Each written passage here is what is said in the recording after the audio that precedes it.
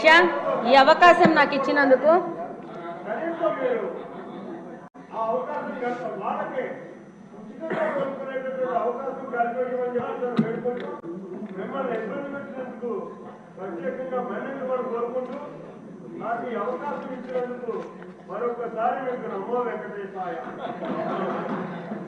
ధన్యవాదాలు అధ్యక్ష. ఈరోజు ఈ బడ్జెట్ సందర్భంగా ఈ అవకాశం ఇచ్చినందుకు వెనకబడిన ప్రాంతం రాయలసీమ ప్రాంతం అది కడప నియోజకవర్గం నుంచి వచ్చాను. ఈరోజు కడప అంటే చారిత్రాత్మకంగా వెంకటేశ్వర స్వామి తొలి కడప నుంచి వచ్చాను.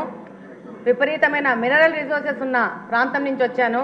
కానీ మా నియోజకవర్గానికి మంచినీళ్ళు లేని పరిస్థితిలో మేము చాలా కొట్టుమిట్టాడుతూ ఉన్నాము.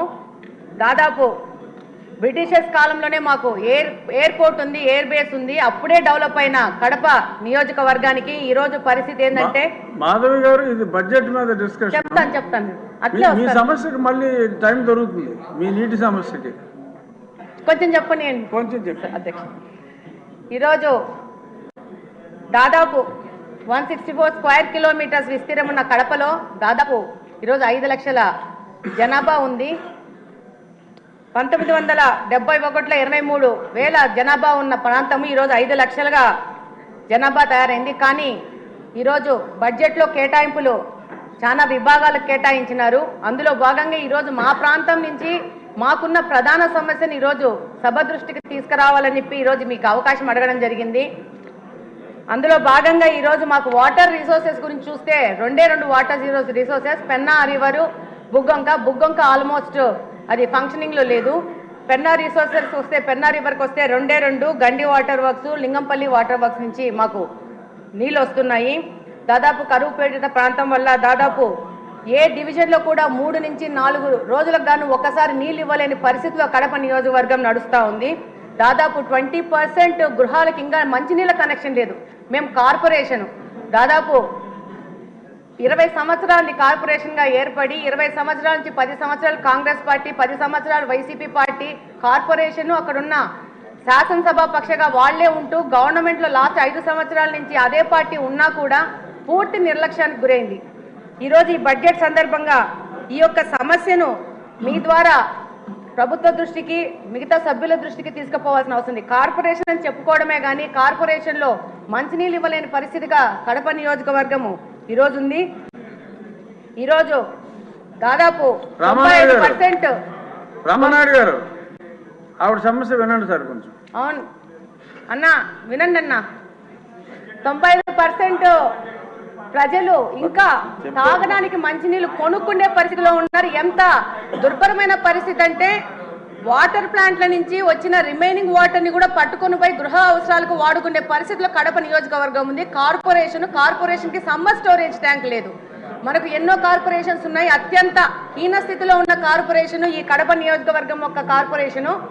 దాదాపు 100ల సంఖ్యలో వాటర్ ట్రీట్మెంట్ ప్లాంట్లు పెట్టుకొని వ్యాపారస్తులు నీళ్ళు అమ్ముకుంటా వ్యాపారం చేసుకునే పరిస్థితి. లాస్ట్ వైసీపీ గవర్నమెంట్లో వైసీపీ నాయకులు స్కూళ్ళని కూడా మూయించేసి దాంట్లో కూడా వాటర్ ప్లాంట్లు పెట్టుకొని నీళ్ళు అమ్ముకునే పరిస్థితులు కడప నియోజకవర్గం ఈరోజు నడుస్తూ ఉంది. దాదాపు 5 లక్షల మంది జనాభా అంటే నివేదికల ప్రకారం 135 లీటర్స్ వాటర్ పర్ హెడ్ ఇవ్వాల్సి వస్తే 5 లక్షల మందికి దాదాపు 70 MLD వాటరు ప్రొవైడ్ చేయాల్సిన పరిస్థితిలో ఉండాల్సింది. ఈరోజు 40 MLD వాటరు ఇచ్చే పరిస్థితిలోనే కడప నియోజకవర్గం ఉంది. దాదాపు 1943లో గండి వాటర్ వర్క్స్లో బ్రిటిషర్స్ వాళ్ళు అప్పుడు 10-20 వేల జనాభాకు 12 MLDలో ఒక ఇన్ఫ్లేషన్ వెల్స్ కట్టే అదే ఇన్ఫ్లేషన్ వెల్స్ ఈ రోజుకు 2024వ సంవత్సరంలో కూడా అదే 12 MLD ఇన్ఫ్లేషన్ వెల్ ఇచ్చే వెల్నే వాడుకుంటూ కడపకు నీళ్ళు ఇచ్చుకుంటున్నాము. దాదాపు 5 నుంచి 6 రోజులకి నీళ్లు రాని పరిస్థితి. వచ్చిన నీళ్లు మురికి నీళ్ళు ఎందుకు వస్తున్నాయంటే డ్రైనేజ్ వాటర్ తీసుకెళ్లి మీ అందరికీ తెలుసు కడపలో బుగ్గొంక అని ఉంటుంది. కడప నడి మధ్యలో వెళ్తూ ఉంటుంది. అందులోకి ఈ యొక్క డ్రైనేజ్ వాటర్ తీసుకెళ్లి అదే వాటరు పెన్నాలో కలిసి అదే వాటర్ మళ్ళీ పంపు చేసుకొని మళ్ళీ మా వినియోగంకు వాడుకోవాల్సిన పరిస్థితిలో ఉంది. ఒక ఎస్టీపీ లేదు, ప్లాంట్ కట్టలేని పరిస్థితిలో ఈ కార్పొరేషన్ ఉంది. నిధుల కొరత ఉంది. డెఫినెట్గా ఈ యొక్క పాత గవర్నమెంటు అంతకుముందు సోమశిల బ్యాక్ వాటర్స్ అనే ఒక పథకాన్ని ప్రకటించినారు కాంగ్రెస్ వాళ్ళ టైంలో, అది క్యాన్సిల్ అయిపోయింది. మళ్ళా తర్వాత మన తెలుగుదేశం ప్రభుత్వం ఉన్నప్పుడు 2018లో లింగంపల్లి మీద ఒక చెక్ డ్యామ్ కట్టాలని అప్పుడున్న ఇన్ఛార్జ్ శ్రీనివాస్ రెడ్డి గారు ప్రపోజల్ చేస్తే దానికి శాంక్షన్ చేశారు ఇరిగేషన్ మినిస్టర్ గారు. అది 19లో వైసీపీ గవర్నమెంట్ రాగానే దాన్ని కూడా క్యాన్సిల్ చేసిన పరిస్థితి ఏర్పడింది. ఆ తర్వాత 19 నుంచి 24వ సంవత్సరం వరకు వైసీపీ పార్టీ నుంచి గెలిచిన ఎమ్మెల్యేలందరూ రకరకాల ప్రాజెక్ట్స్ తీసుకొని వచ్చారు ప్రచారంలోకి. అందులో భాగంగా GNSS ఎర్ర చెరువు అని చెప్పేసి ఒక ప్రాజెక్ట్ తీసుకొని వచ్చినారు. దాంతో పాటు ఒక్క నిమిషం అని అయిపోయింది, 1 minute అయిపోయింది. ఆ తర్వాత మళ్ళా మైలవరం నుంచి నీళ్ళు అని చెప్పి అదొక ప్రాజెక్ట్ తీసుకొచ్చారు, అది లేదు. మొత్తం పైపులన్నీ తీసుకొచ్చేసి ఆ యొక్క మా కడపలో పెద్ద పెద్ద పైపులు పడి ఉన్నాయి, దాని ద్వారా నిధుల దుర్వినియోగం జరిగింది. ఇప్పుడు కడప నియోజకవర్గం నుంచి నా యొక్క ముఖ్య వినతి ఏంటంటే మాకు మంచినీళ్ళు ఇవ్వండి అంతే, ఏవి అడగట్లేదు, టీవీలు అడగట్లేదు, ఫ్రిడ్జ్లు అడగట్లేదు, మాకు మంచినీళ్ళు కావాలని సభాముఖంగా కోరుకుంటున్నాను. ఇదొక కడప నియోజకవర్గంలోని ప్రజలందరి బాధను ఈ సందర్భంగా ఈ యొక్క సభ దృష్టికి తీసుకొస్తూ దానికి సంబంధిత మంత్రులు, ఇరిగేషన్ మంత్రులు గారికి, అలాగనే మున్సిపల్ మంత్రులు గారికి, ముఖ్యమంత్రి గారికి ఈ విషయం ప్రత్యేకంగా చెప్పాల్సిన అవసరం ఉంది. మా కడప నియోజకవర్గం 2 ముఖ్యమంత్రులను ఇచ్చింది. 2 ముఖ్యమంత్రుల యొక్క నిర్లక్ష్యానికో మరి వాళ్లకు కడప అంటే చిన్న చూపో, కడప హెడ్ క్వార్టర్స్ లో మంచినీళ్ళు లేని పరిస్థితిలో కడపను తీసుకొచ్చినారంటే చాలా దౌర్భాగ్యమైన పరిస్థితి. మా కడప నియోజకవర్గం ఒక డిప్యూటీ సీఎం ని కూడా ఇచ్చింది. ఆయనకు అవగాహన రాహిత్యం వల్ల దాదాపు కడప నిర్లక్ష్యం చేసుకుని కడపలో నీళ్లు లేని పరిస్థితి, నీళ్లకు రామాని కొట్టుకునే పరిస్థితికి ఈరోజు కడపను తీసుకొచ్చారు.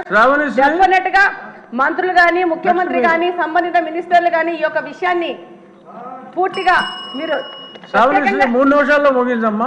ఆదినారాయణ రెడ్డి గారి తర్వాత ఆయనకి ఇద్దాం అన్న. థ్యాంక్ యూ అన్నయ్య, అవకాశం ఇచ్చినందుకు.